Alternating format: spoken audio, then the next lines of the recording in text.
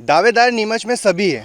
अगर देखा जाए तो आशा सांबर और साबिर मसूदी भी दावेदार है। किस तरह से जीतेंगे? और मैं विधानसभा में चुनाव जीत सकता हूं, ये इस भावनाओं के साथ मैंने उनको अनुरोध पत्र दिया है। लेकिन 2 बार से अगर पार्षद की ही बात की जाए आपके वार्ड की तो दोनों बार पार्षद आ गए। जब पार्षद ने जीता तो विधानसभा कैसे जीतेंगे? हमारे यहाँ जो पार्षद का चुनाव होता है वो एक सीमित मतदाताओं के बीच में होता है और पार्षद का चुनाव पार्टी के साथ साथ व्यक्तिगत संबंधों पे बहुत आधारित होता है। जब आप नगर पालिका अध्यक्ष प्रतिनिधि रहे तब भी कई विवाद जुड़े, चाहे अपन पानी परिवहन की बात करें तो घोटाले के आरोप लगे, फर्जीकरण की बात करें घोटाले के आरोप लगे, रेलिंग की बात करें घोटाले के आरोप लगे। तो इन सबको आप किस तरह से देखते हैं? राजनीतिक में जब हम काम करते हैं तो आरोप लगते हैं। हर एक उम्मीदवार के पास अपनी एक टीम है, चाहे नंदकिशोर की बात करें, राव सिंह गुर्जर की बात करें, तरुण भाईसी की बात करें। हरीश दुआ के पास क्या बेस है चुनाव लड़ने का? किस तरह से चुनाव लड़े? तो इसमें मुझे बहुत ज़्यादा एक करने में अनुभव कि मैं कांग्रेस को एक कर चुनाव लड़ सकता हूं और मैंने यही बात अपने जहन में और अपनी पार्टी को बताई है।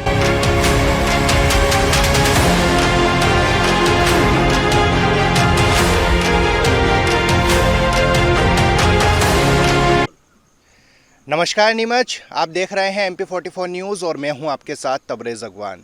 जैसे जैसे विधानसभा चुनाव करीब आते जा रहे हैं, राजनीति भी दिलचस्प होती जा रही है। कांग्रेस की राजनीति में एक और बड़ा भूचाल आ गया है। जी हां, जो पूर्व नगर पालिका अध्यक्ष प्रतिनिधि है हरीश दुआ, उन्होंने भी विधानसभा की दावेदारी ठोक दी है। वे पूर्व CM कमलनाथ से मिले और वहाँ जाकर उन्होंने एक लेटर कमलनाथ जी को पेश किया है और विधानसभा की दावेदारी जताई है। आखिर किस तरह की दावेदारी है और क्या है, हमारे साथ इन सभी बातों पर बात करने के लिए पूर्व नगर पालिका अध्यक्ष प्रतिनिधि हरीश दुआ मौजूद हैं। जी भाई साहब, बताइए, आपने भी विधानसभा की दावेदारी जो है कमलनाथ जी के समक्ष पेश की है। दावेदार नीमच में सभी है। अगर देखा जाए तो आशा सांबर और साबिर मसूदी भी दावेदार है। किस तरह से जीतेंगे? कांग्रेस में टिकट मांगने का सबको अधिकार है, सभी कार्यकर्ता कार्य करते हैं और हर कार्यकर्ता की इच्छा होती है कि मैं कोई चुनाव लड़ूं।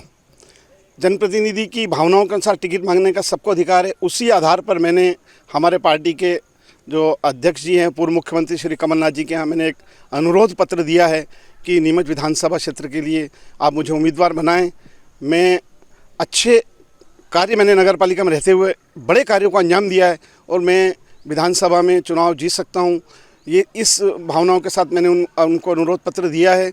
और ये भी मैंने कहा है कि अगर आप किसी भी व्यक्ति को टिकट देंगे, उसका चुनाव संचालन की जिम्मेदारी अगर मुझे दे देंगे तो मैं उनको भी जिताने का पूरा प्रयास करूँगा। साहब, चुनाव जिताने की बात करते हैं, विधानसभा लड़ने की बात करते हैं। आप नगर पालिका अध्यक्ष प्रतिनिधि जब रहे तब आप जीते और आपने नगर पालिका का प्रतिनिधित्व किया।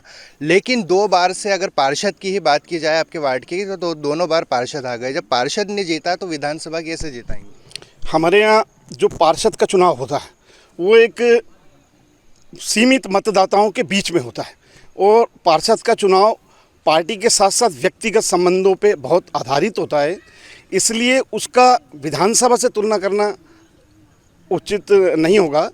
क्योंकि कांग्रेस के लिए प्रयास करें, हमने भारतीय जनता पार्टी को हमारे वार्ड में नहीं जीतने दिया, इसका हमने पूरा प्रयास करा। अभी की नगर पालिका में अगर देखा जाए, अभी की नगर पालिका में जब संतोष जी चोपड़ा की जो पुत्रवधू है स्वाति चोपड़ा, उनकी नगर पालिका में और नीता हरीश दुआ की नगर पालिका में क्या फ़र्क मानते हैं आप?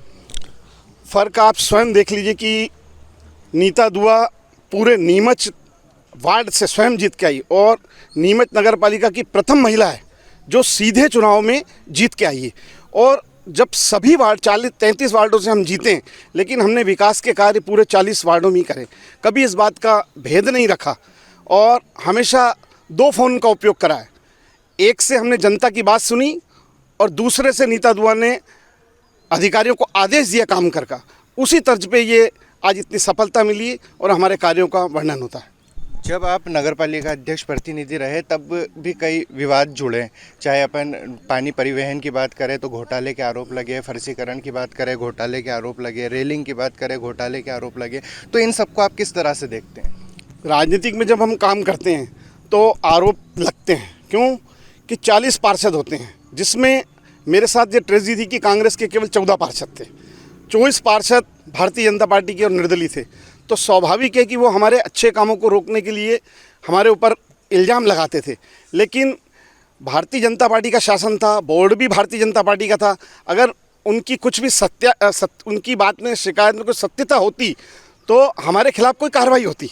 जबकि उन्होंने मामले को लोकायुक्त तक भी भेजा है, परिवहन के मामले को, लेकिन लोकायुक्त ने प्राथमिकता पे ही प्रकरण को निरस्त कर नगरपालिका को नोटिस भेज दिया कि ये जो कार्रवाई की गई वो सही थी।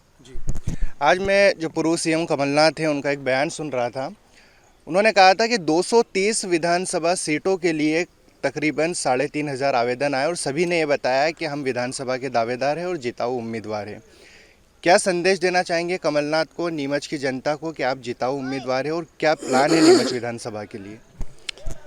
इस समय कांग्रेस में एक बहुत बड़ा उत्साह है और भारतीय जनता पार्टी की नीतियों से लोग बहुत दुखी हैं। इस समय कांग्रेस का वातावरण बना हुआ है और मैं जो अपनी दावेदारी प्रस्तुत कर रहा हूँ उसके लिए नीमच में जो हमारे इस संविधान सभा के सदस्य थे श्री जाजू जी और श्री वर्मा जी, रघुनंदन प्रसाद जी वर्मा जी और सीताराम जी जाजू जी, मैं तो उनके चरणों की धूल भी नहीं हूँ, लेकिन नगरपालिका के अंदर भी हमने उनको अपना आदर्श मानकर अपने कार्य को अंजाम देने की एक कोशिश करी है। और नीमच के अंदर हमने जो मध्य प्रदेश में पहला सूचना का केंद्र है वो 82 माइक हमने नीमच में लगाए। 31 करोड़ रुपए की हमने जल आवर्धन योजना अड़किया खाल से नीमच पानी लाने की योजना को कार्य किया है। हमने जब कमलनाथ जी केंद्र में मंत्री थे तब हमने उनसे 18 करोड़ रुपए की ठीकरे अमान से अड़किया खाल बांध में पानी डालने की योजना लाए। शहर के 4 उत्कृष्ट रोड बनाए।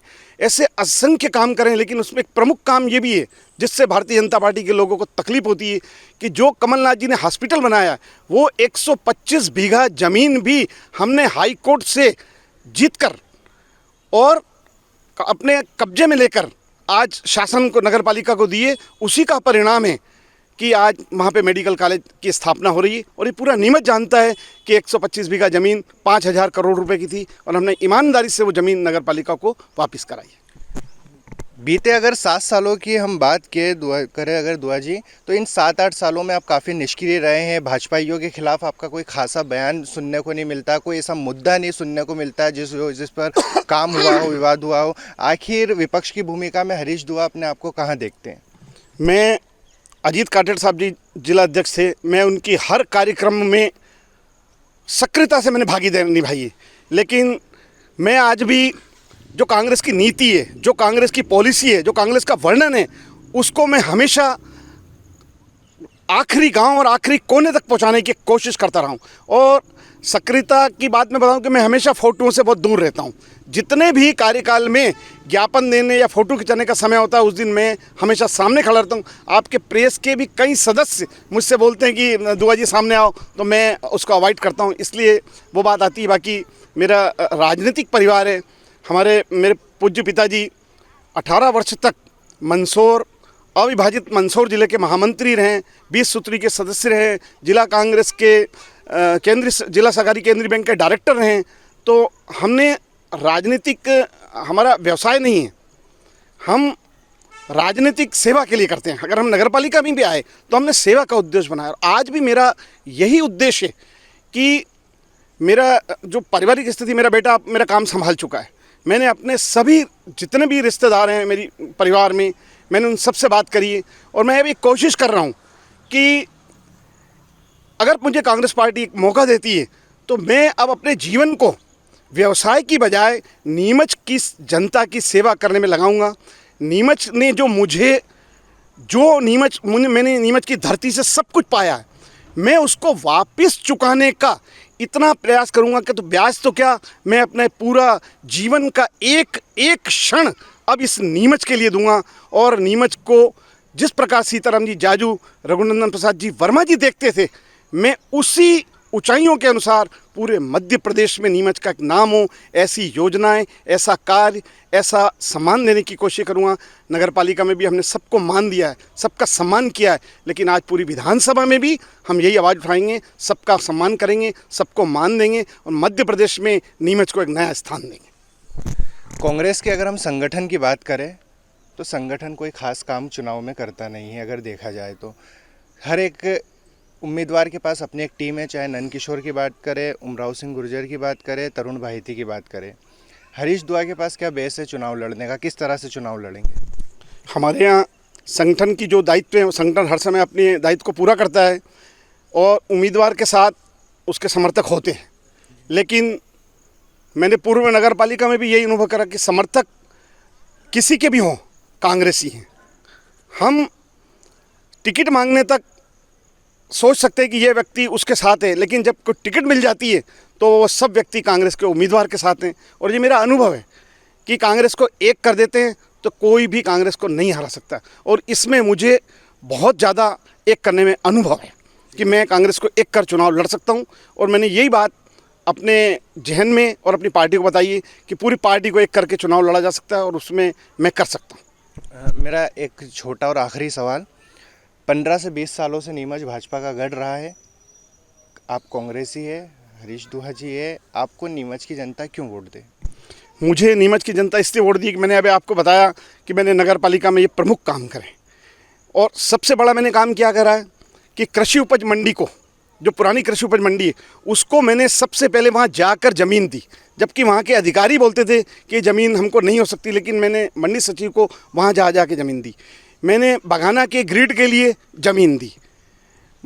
कांग्रेस के समय में एक भी ज़मीन का 1 इंच टुकड़ा मैंने किसी प्राइवेट व्यक्ति को नहीं दिया, ना किसी का नामांतरण मैंने गलत करा, ना कोई मेरे ऊपर ऐसा आरोप लगाया कि जिसमें मुझे नीचे देखना पड़े। इसलिए जो नीमच की जनता का प्यार है और नीमच की जनता का जो आशीर्वाद है, अगर उन्होंने मुझे पार्टी के आदेश के बाद दिया तो अब मैंने संकल्प कर लिया है कि मैं अपने इस जीवन का जो नीमच की लाल माटी ने मुझे कर्ज, मैंने इस धरती से कर्ज लिया है, उसको कई गुना ब्याज में उतार कर नीमच को दिखाऊंगा और मध्य प्रदेश में नीमच का एक बड़ा नाम होगा। यही मेरी दिल की इच्छा है और मैं अब अपना जितना भी ज़िंदगी का समय है वो कांग्रेस पार्टी और नीमच के लिए समर्पित करूँ। वैसे अगर नीमच नगर पालिका के 40 ही वार्डों की बात करें तो इन वार्डों से तो आप वाकिफ़ है, शहरी क्षेत्र से वाकिफ़ है, लेकिन अगर पूरी विधानसभा की अगर हम बात करें तो इस विधानसभा की कैसी तस्वीर होगी नीमच के लिए और किस तरह का प्री प्लान होगा कि इस विधानसभा के लिए आप काम करेंगे? मैं पूरी विधानसभा क्षेत्र में सीताराम जी जाजू और रघुनंदन प्रसाद जी वर्मा जी को अपना आदर्श मान के जो काम चालू करूँगा, जिस प्रकार आज के 40 वर्ष पूर्व सीताराम जी जाजू साहब ने अड़किया खाल डैम नीमच से इतनी दूर जाके बनाया और आज शहर की जनता पानी पी रही, उसी तर्ज पर हमारा एक व्यावसायिक परिवार है और नीमच विधानसभा क्षेत्र के हर गांव में राजनीति के अलावा कोई न कोई हमारा व्यक्तिगत संबंध हर परिवार से है।